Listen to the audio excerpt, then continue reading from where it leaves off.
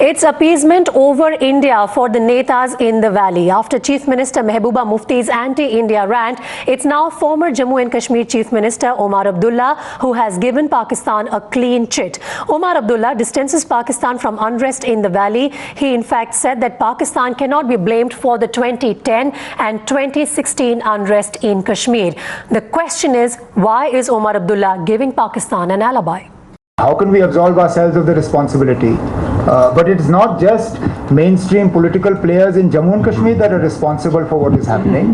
The Union of India is responsible, whether it was the UPA government or the NDA government. Our neighbor across, as much as I know it's popular to blame them for everything that is happening in Jammu and Kashmir, it is not true. While we know that Pakistan fishes in troubled waters, while we know that Pakistan fishes in troubled waters, we also know that they are not the creators of the sort of agitations that we've seen over the last, whether 2008, 2010, 2016.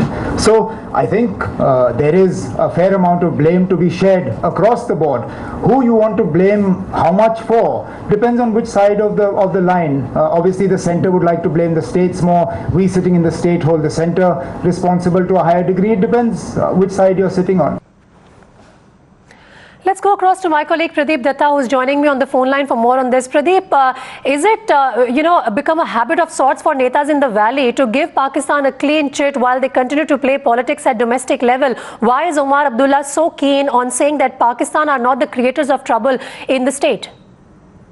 See, yesterday it was PDP and today it's Omar Abdullah. Both of them are trying to give a clean chit to Pakistan, and they are blaming Delhi for everything, whatever wrong is happening in state of Jammu and Kashmir. In fact, one need to ask them the question what they had been doing while they were the Chief Minister of the state, because that is their also responsibility to ensure good governance and corruption-free government in the state of Jammu and Kashmir. If you talk to the people of the valley, you will find that all these leaders, whether it's Mehbooba Mufti or whether it's Omar Abdullah, they have failed to redress the aspiration of the youngsters of the valley. And all they are trying to do is they are trying to play that soft separatism card, and this competitive soft separatism politics, trying to give clean chit to Pakistan and batting for talks with Hurriyat Conference has become a habit of these politicians. But in the process, they simply forget that by doing so, they are not only making Pakistan a legitimate player, because everybody knows that Pakistan is a rogue nation, how they are trying to foment trouble into this side of the border, infiltrating terrorists. I think that they are just